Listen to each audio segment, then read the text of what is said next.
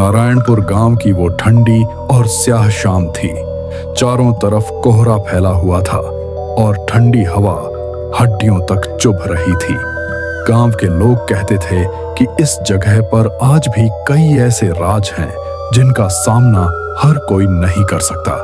गांव की पुरानी चौपाल के पास एक छोटा सा चाय का ठेला था। यही वो जगह थी जहां हर रात कुछ लोग इकट्ठा होकर ठंड और अंधेरे का मजा लिया करते थे। लो भाइयों, ठंड का मौसम फिर आ गया। इस ठेले की चाय में अलग ही मजा है। सच कह रहा है तू। ऊपर से बिजली भी चली जाती है, फिर तो माहौल ही अलग हो जाता है। बिजली जाती है, अंधेरा फैलता है और फिर डर भी साथ आ जाता है। डर तब लगता है जब श्याम काका अपनी भूत प्रेत वाली कहानियां शुरू करते हैं। अरे नहीं यार, उनकी कहानियां झूठ नहीं होती। वो जो बताते हैं सब खुद देखा हुआ होता है। तभी अचानक आसमान में तेज बिजली कड़की और उसी पल एक बूढ़ी सी परछाई ठेले की तरफ बढ़ती दिखाई दी। देखो, श्याम काका आ गए। कैसे हो बच्चों? लगता है आज फिर कहानी सुनने का इरादा है। ठंडी हवा और तेज बारिश के बीच श्याम काका ठेले के पास आकर बैठ गए। सबकी नजरें अब उन्हीं पर टिकी थीं।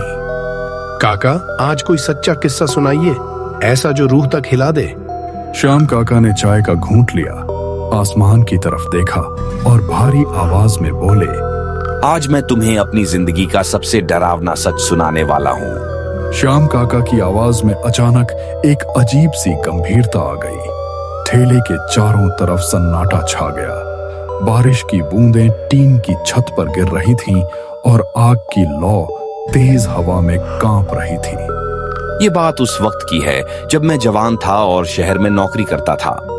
श्याम काका थोड़ी देर रुके, जैसे यादों में खो गए हों। उस दिन बहुत देर हो चुकी थी। रात के करीब 12 बज रहे थे और बारिश थमने का नाम नहीं ले रही थी। वो शहर के बस स्टॉप पर खड़े थे। चारों तरफ अंधेरा और सन्नाटा था। मैं आखिरी बस का इंतजार कर रहा था, लेकिन धीरे धीरे मुझे समझ आ गया कि बस निकल चुकी है। बस स्टॉप पर अब श्याम काका के अलावा कोई नहीं था। ठंडी हवा उनके शरीर को कंपा रही थी। तभी मेरी नजर सड़क के उस पार गई। अचानक श्याम काका की आवाज थोड़ी धीमी हो गई। वहां मुझे एक अजीब सी बूढ़ी औरत खड़ी दिखाई दी।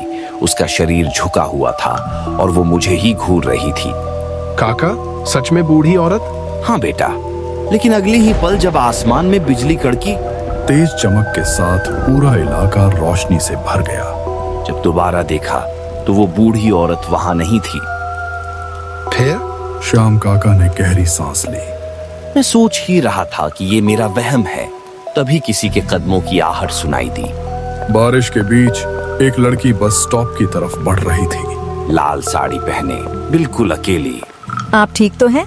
आप काफी घबराए हुए लग रहे हैं। श्याम काका ने पहली बार उस लड़की की तरफ ठीक से देखा। इतनी रात को यहाँ अकेली? मैं अपने गांव जाने के लिए बस का इंतजार कर रही थी, लेकिन अब मुझे डर लग रहा है। ठेले पर बैठे सभी लोग एक दूसरे की तरफ देखने लगे। काका, आगे क्या हुआ? श्याम काका ने आग की तरफ देखा और बोले, उसी लड़की के साथ मैं उस सुनसान रास्ते पर चल पड़ा। बारिश और तेज हो चुकी थी। सड़क पर पानी भर चुका था और चारों तरफ अंधेरा गहराता जा रहा था। मैंने उस लड़की से कहा कि मेरा रास्ता भी उसी तरफ है, इसलिए मैं उसे उसके गांव तक छोड़ दूंगा। लड़की ने बिना कुछ सोचे हाँ में सिर हिला दिया, जैसे वह इसी बात का इंतजार कर रही हो। धन्यवाद साहब, अकेले जाने में बहुत डर लग रहा था। दोनों साथ साथ चलने लगे। बारिश में भीगते हुए उनके कदम सुनसान सड़क पर गूंज रहे थे। शुरुआत में मैं बिल्कुल नहीं डरा था, क्योंकि मेरे साथ कोई था। लेकिन कुछ ही दूर चलने के बाद माहौल बदलने लगा। पेड़ों के बीच से अजीब अजीब आवाजें आने लगी। ऐसा लग रहा था जैसे कोई बहुत दूर कहीं बैठकर रो रहा हो। आपने सुना? हाँ, मुझे भी आवाज आ रही है। ठेले पर बैठे लोग सिहर उठे। काका, कोई रो रहा था? हाँ बेटा, बिल्कुल इंसान के रोने जैसी आवाज। मुझे डर लग रहा है। ये आवाज किसी इंसान की लग रही है। मैंने उसे समझाने की कोशिश की, डरो मत, शायद कोई जानवर होगा या बारिश की वजह से आवाज आ रही होगी। लेकिन अंदर ही अंदर श्याम काका खुद भी डरने लगे थे। अचानक लड़की रुक गई। आप जानते हैं आज काली रात है। तो कहते हैं इन रातों में इस रास्ते पर छलावा घूमता है। हवा अचानक ठंडी हो गई। ये सब झूठी बातें हैं, ऐसा कुछ नहीं होता। आप इसलिए कह रहे हैं क्योंकि आपने उसे कभी देखा नहीं? लड़की की आंखों में एक अजीब चमक थी। तुमने देखा है क्या? लड़की धीरे धीरे मुस्कुराई। हाँ साहब, क्योंकि उसने श्याम काका की तरफ देखा और कहा, क्योंकि मैं ही छलावा हूँ। लड़की के ये शब्द सुनते ही श्याम काका के कदम वहीं जम गए। क्या मतलब? श्याम काका ने घबराकर पीछे मुड़कर देखा, लेकिन वहां कोई नहीं था। काका, वो लड़की गायब हो चुकी थी बेटा, ऐसे जैसे कभी थी ही नहीं। बारिश लगातार गिर रही थी। चारों तरफ अंधेरा और सन्नाटा था। अब मुझे समझ आ गया था कि ये सब कोई वहम नहीं था। श्याम काका के माथे से पसीना बहने लगा, जबकि ठंड और बारिश दोनों थी। मैं वहीं खड़ा कांप रहा था, दिल बहुत तेज धड़क रहा था। कुछ पल बाद श्याम काका ने खुद को संभाला। मैंने सोचा, यहाँ रुकना मतलब मौत को बुलाना। वो बिना पीछे देखे तेज कदमों से चलने लगे। अंधेरे रास्ते पर सिर्फ उनके कदमों की आवाज गूंज रही थी। अचानक पीछे से एक जानी पहचानी आवाज आई। अरे साहब जी, आप तो डर गए। श्याम काका के रोंगटे खड़े हो गए। ये आवाज।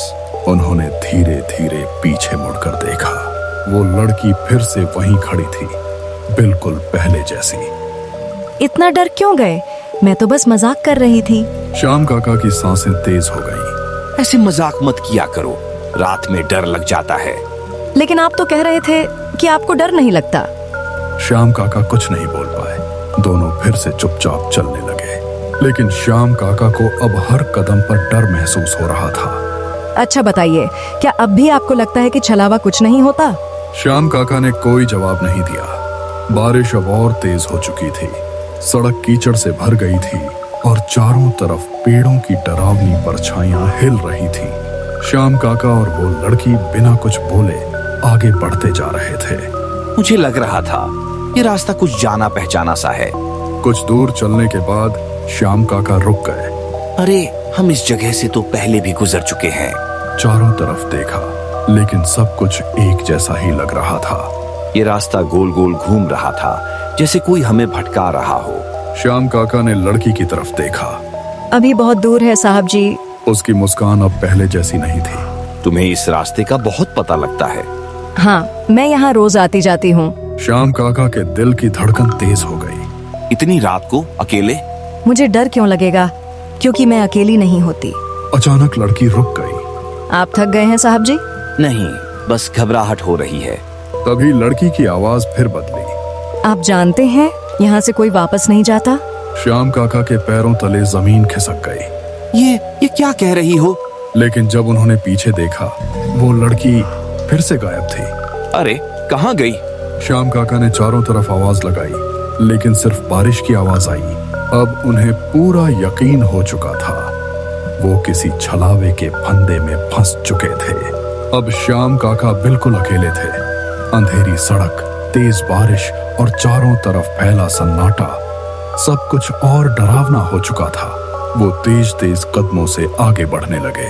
मैं बस यही सोच रहा था कि किसी तरह इस रास्ते से बाहर निकल जाऊं। तभी अचानक पीछे से किसी के चलने की आवाज आने लगी। कोई है क्या? लेकिन कोई जवाब नहीं आया। कदमों की आवाज और तेज हो गई। अब साफ लग रहा था कि कोई उनके पीछे पीछे चल रहा है। मैंने चलना तेज कर दिया, लेकिन वो आवाज भी मेरे साथ तेज होती गई। अचानक पीछे से वही जानी पहचानी आवाज आई। साहब जी, अब आप यहाँ से नहीं बच सकते। श्याम काका का दिल जोर से धड़कने लगा। ये आवाज फिर वही। डरते डरते उन्होंने पीछे मुड़कर देखा, और जो उन्होंने देखा वो इंसान नहीं था। वहां अब वो लड़की नहीं थी। उसकी जगह लगभग 100 साल की एक डरावनी बूढ़ी औरत खड़ी थी। उसकी आंखें लाल थीं, दांत बाहर निकले हुए थे और उसका शरीर किसी जानवर की तरह टेढ़ा हो चुका था। तुम मेरे जाल में फंस चुके हो। श्याम काका की हालत खराब हो चुकी थी। डर के मारे मेरा शरीर कांप रहा था और मैं वहां एक पल भी नहीं रुक सका। वो जान बचाकर भागने लगे। पीछे से उस बूढ़ी औरत की डरावनी हंसी गूंज रही थी। कोई भी मेरे रास्ते से बचकर नहीं जाता। श्याम काका पूरी ताकत से भाग रहे थे। श्याम काका की कहानी यहीं खत्म हुई। चाय के ठेले पर पूरी खामोशी छा चुकी थी। ठंडी हवा के साथ एक बार फिर बिजली कड़की। काका, क्या ये सब सच था? बेटा, मैं कभी झूठी कहानी नहीं सुनाता। तो मतलब छलावा सच में होता है? हाँ, और सबसे खतरनाक बात यह है, श्याम काका ने चारों तरफ देखा। वो इंसान बनकर आता है और जब तक पहचान में आए बहुत देर हो चुकी होती है। उसी पल ठेले की आग अचानक बुझ गई। अंधेरे में सब एक दूसरे की सांसों की आवाज सुन रहे थे और दूर कहीं किसी और के लिए एक नया छलावा जाग चुका था।